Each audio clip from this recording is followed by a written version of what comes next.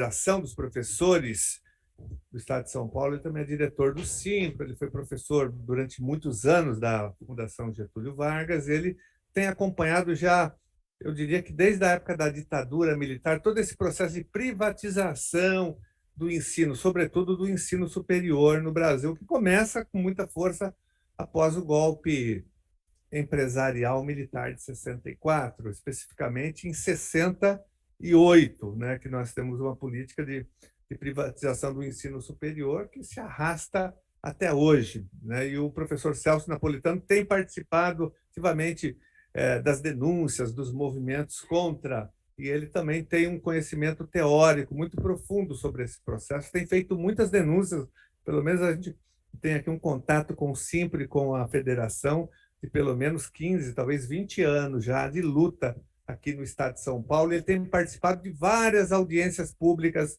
aqui na Assembleia Legislativa, onde a gente tem denunciado várias outras instituições. A Embi Morumbi mesmo, a gente já fez várias, desde quando ela foi vendida para a Laureate. A gente já fez a FMU, a Uniesp, e São Judas, e tantas outras. Professor Celso Napolitano. Obrigado, Carlos. Alunos, alunas, senhor defensor público, vereador Celso Chanazzi, meu xará, companheiro de muito tempo. Não é tanto tempo assim, né, Carlos? Você me entrega desse jeito aí, não dá para, desde a ditadura fica complicado. Na ditadura estava brigando e tomando porrada. E tendo cavalo em cima da gente, né? A gente jogava bolinha de gude na Consolação, a cavalaria subia, coitados cavalos, eles caíam, né? E depois desciam porrada na gente, né? Eu estava naquela época no secundário ainda, o que seria hoje da UE. Bom, tive uma trajetória aí, tenho uma trajetória docente. Durante 30 anos lecionei na Fundação Getúlio Vargas, hoje eu sou professor aposentado, trabalho ainda em cursos de pós-graduação, por aí. E o que aconteceu rapidamente, para não tomar muito tempo de vocês, a que o Carlos estava se referindo, e novamente parabenizo aí o deputado Gianazzi, que sempre colocou o mandato dele a favor da educação e a favor da população, do conjunto de professores, por uma educação digna, por uma educação de qualidade, não só pública, e que é a marca do mandato dele, mas que a educação privada também seja, de alguma maneira, regulamentada. Esse é o grande problema, né, Bruno? O grande problema é que a educação privada nesse país não é regulamentada. A gente não conseguiu ganhar essa batalha na Constituição de 88, infelizmente. Muita gente diz que a educação privada é uma concessão. Não é. Infelizmente, a Constituição de 88 não consignou que a educação privada fosse uma concessão do Estado, porque a obrigação da educação é do Estado. É que ela está a par da obrigação da educação, e ela está lá no artigo 205 da Constituição como uma atividade educacional que tem que ser fiscalizada. Depois a gente conseguiu aprovar a LDB, depois de um bom tempo, né, antes dessa celeuma toda que está colocada por aí. A LDB foi aprovada, não foi aprovada a LDB dos nossos sonhos, mas foi aprovada a LDB possível, com uma atuação decisiva do Darcy Ribeiro, então senador Darcy Ribeiro, e depois, no governo Fernando Henrique Cardoso, o então ministro da Educação, Paulo Renato de Souza, desfigurou um pouco a LDB, porque estabeleceu neste país o conceito de universidade de ensino. A LDB consagrou a universidade com o trinômio ensino, pesquisa e extensão, enquanto que o Paulo Renato, num decreto assinado pelo Fernando Henrique, jogou essa parte da LDB fora e criou o que ele chama de universidade de ensino. Universidade de ensino não tem pesquisa nem extensão, tem ensino precário. Com a prerrogativa da universidade. Qual é a prerrogativa da universidade? Autonomia universitária. E a autonomia universitária foi conquistada a duras penas na Constituição, depois de 25 anos de um regime ditatorial brutal, que, inclusive, terminou com toda a produção de conhecimento naquela época, que era respeitada no mundo inteiro, e muita gente foi para o exílio, muita gente foi torturada, muita gente morreu por conta disso. E por que o Instituto da Autonomia Universitária foi conquistado na Constituição? Para que o governo de plantão não pudesse interferir na universidade. Isso foi muito importante. Tanto que agora, esse cidadão nefasto que ocupa o poder tentou intervir nas universidades federais e não conseguiu, porque as universidades federais se uniram contra os interventores que esse ocupante, eu não gosto nem de falar no nome desse cara, né? Esse ocupante aí, por pouco tempo, né, da cadeira presidencial tentou fazer.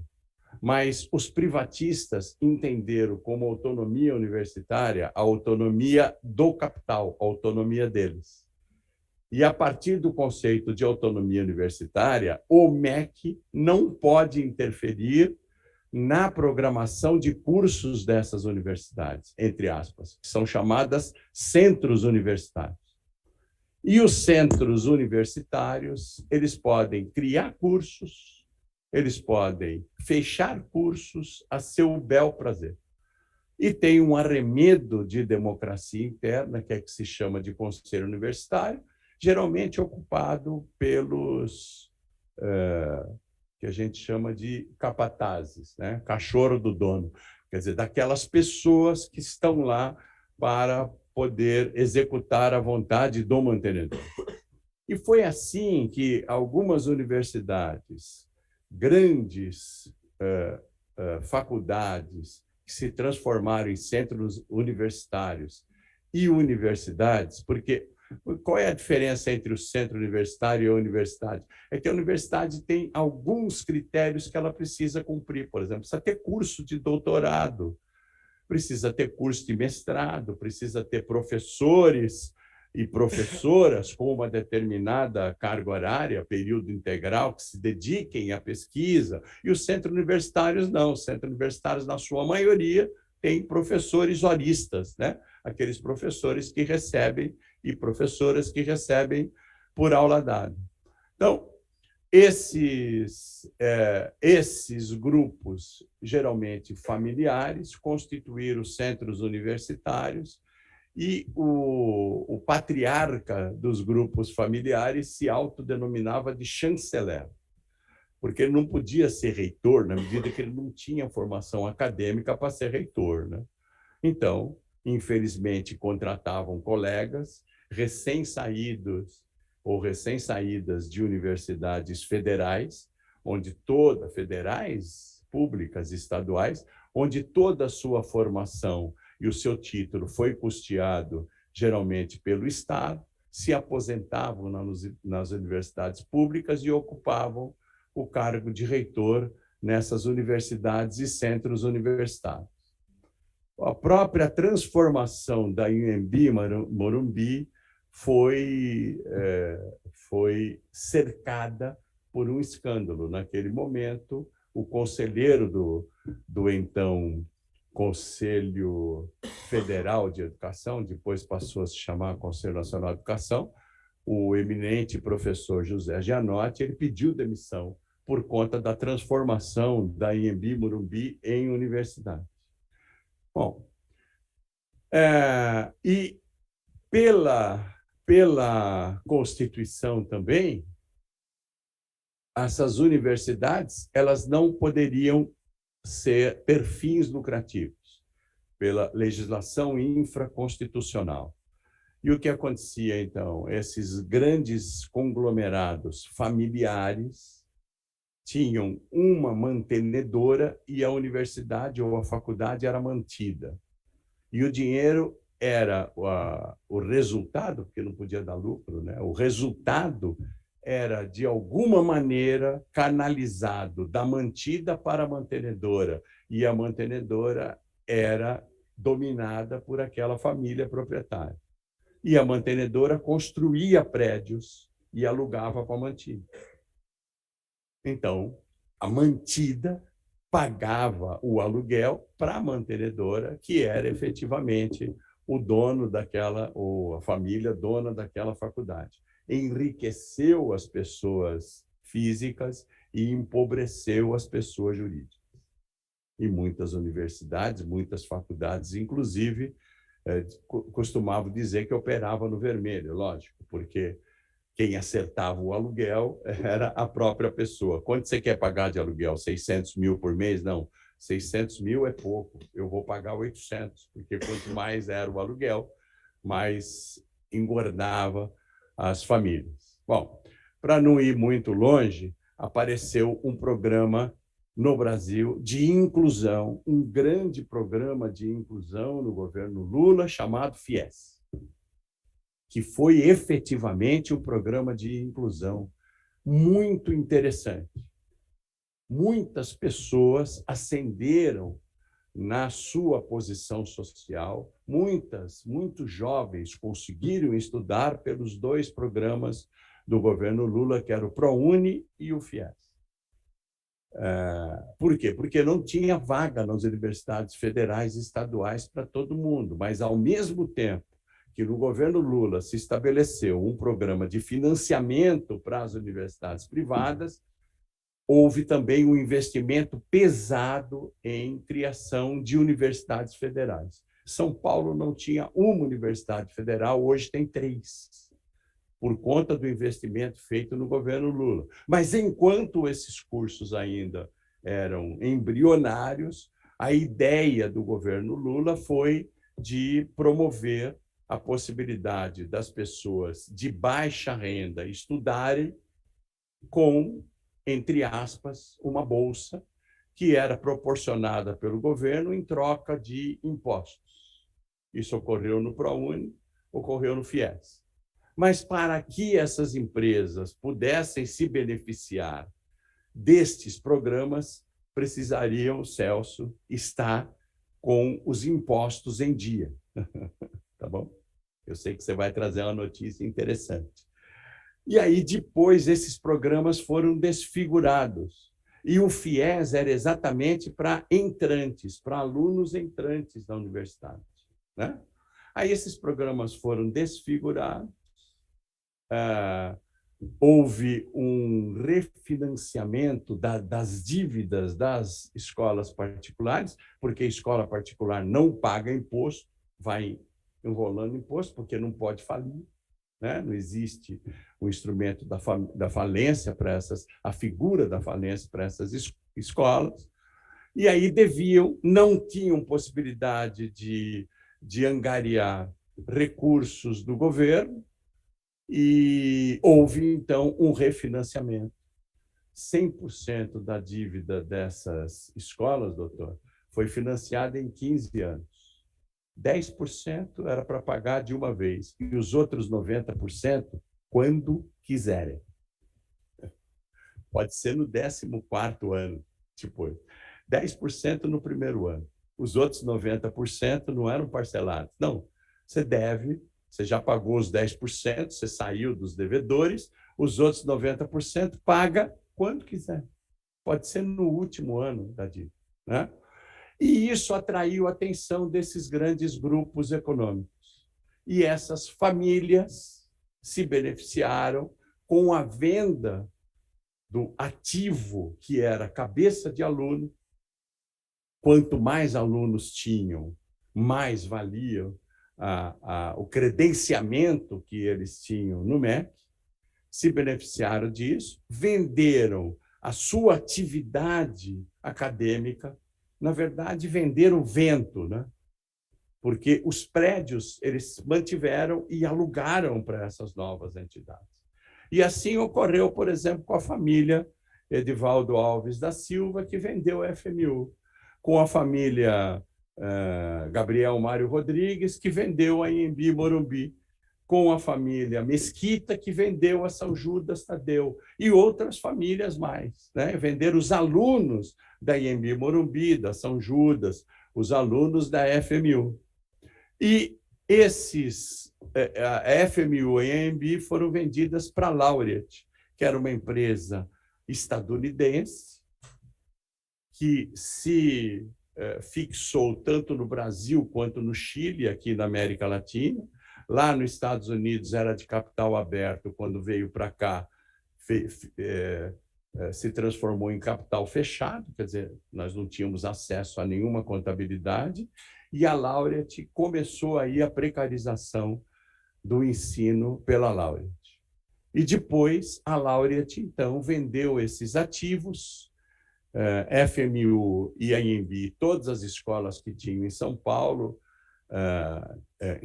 não, no Brasil inteiro, saiu do Brasil, assim como saiu do Chile, depois de grandes escândalos, assim como saiu de Portugal também, porque houve grandes escândalos lá, depois de precarizar totalmente o trabalho docente e também a questão educacional.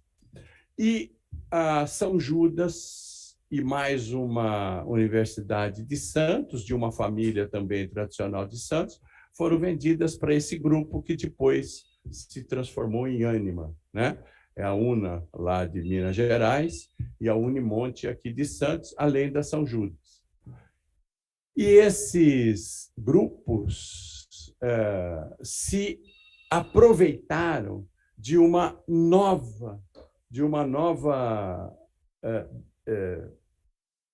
novo tempo no Ministério da Educação e no Conselho de Educação. Nos governos Lula e Dilma, os conselhos de educação, o Conselho Nacional de Educação era composto por elementos indicados pelas organizações civis, inclusive organizações de trabalhadores, organizações de educação e também de pessoas que tinham um notório saber educacional. Depois do golpe da Dilma, no mês seguinte do golpe contra a Dilma, no mês seguinte, uma das primeiras atitudes do Temer foi desfazer o Conselho Nacional de Educação. E, a partir daí, compor o Conselho Nacional de Educação com representantes de mantenedoras, com representantes de grupos educacionais. Tudo isso que vocês denunciaram aqui e o que está acontecendo na escola particular é com a complacência e com a cumplicidade do Conselho Nacional de Educação, que está cometendo um crime contra a educação desse país. Está cometendo um crime contra a soberania nacional. Porque formar jovens da maneira como eles estão formando, com figurinos internacionalizados, e que vocês dizem, como é que eu, como fisioterapeuta, vou poder trabalhar nesse sistema? Esses sistemas eles são todos padronizados para atender certas condições do capitalismo internacional.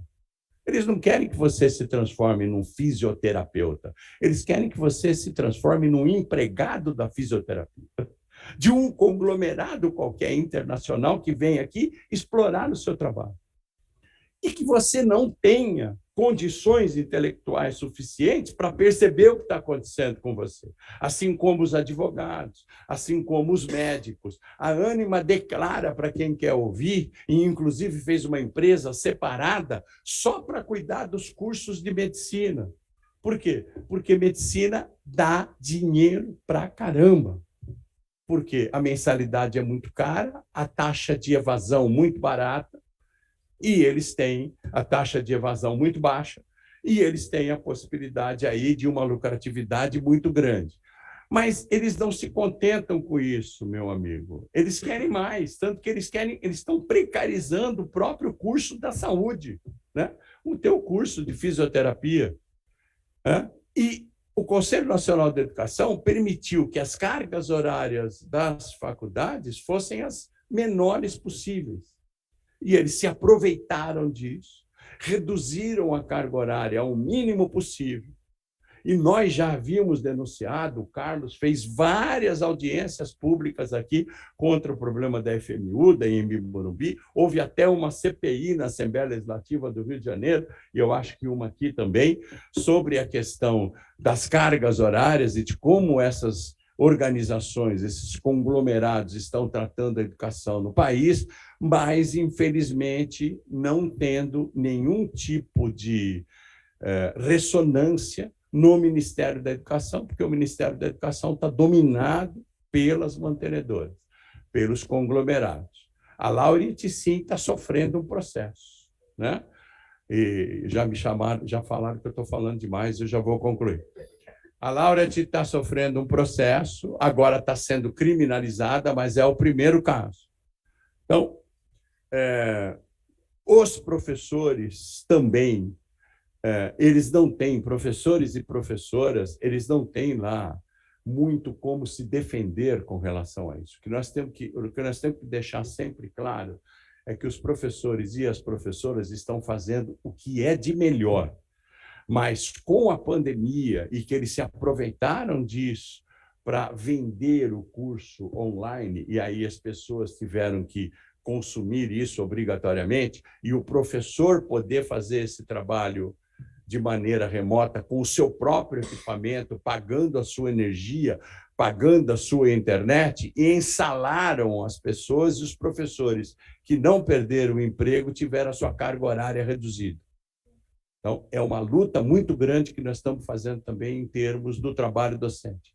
E só para concluir, para vocês terem uma ideia, vocês falaram em 11% de aumento da mensalidade. A inflação na nossa database é 10,57%. Nós estamos em campanha salarial, estamos em negociação.